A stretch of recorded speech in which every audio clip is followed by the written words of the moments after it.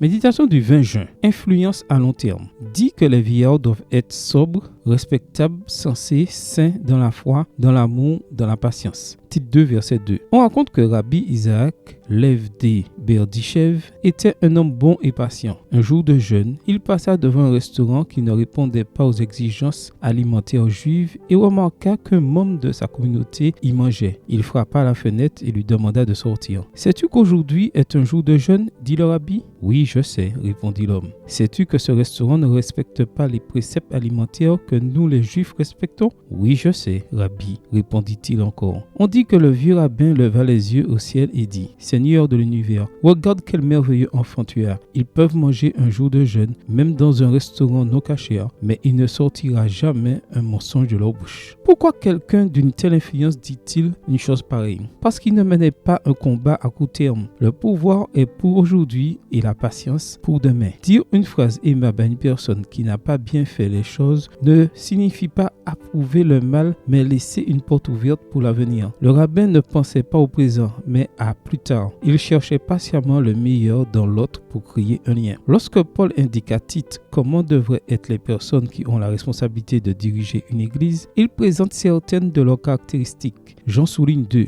Ils doivent aimer parce que l'amour est le meilleur outil de leadership dans l'univers. Et il ajoute qu'ils doivent être patients car leur influence doit s'exercer à long terme. Diriger, être une personne influente, et nous le sommes tous, implique de participer à la stratégie de Dieu. Le Seigneur travaille à court terme. C'est pourquoi il nous appelle tous les jours à le rencontrer. Il travaille sur le moyen terme. C'est pourquoi on le voit intervenir dans nos histoires personnelles. Et à long terme, c'est pourquoi il a conçu un plan de rédemption pour chacun. La patience nous permet d'atteindre tous ces moments. Le présent, que nous aimons le plus, car il nous donne un certain sentiment de puissance, appartient à Dieu. En fin de compte, c'est le Saint-Esprit qui touche le cœur. L'après appartient alors à Dieu parce qu'il a le pouvoir de rendre possible l'impossible. Et le finalement appartient à Dieu parce que c'est lui qui remet les choses à leur place. Nous l'accompagnons simplement dans ce processus. Bref, sois patient car ainsi tu donnes de l'espace aux opportunités et nous en avons tous besoin. Amen. Bonne journée à toi et que le Seigneur te bénisse.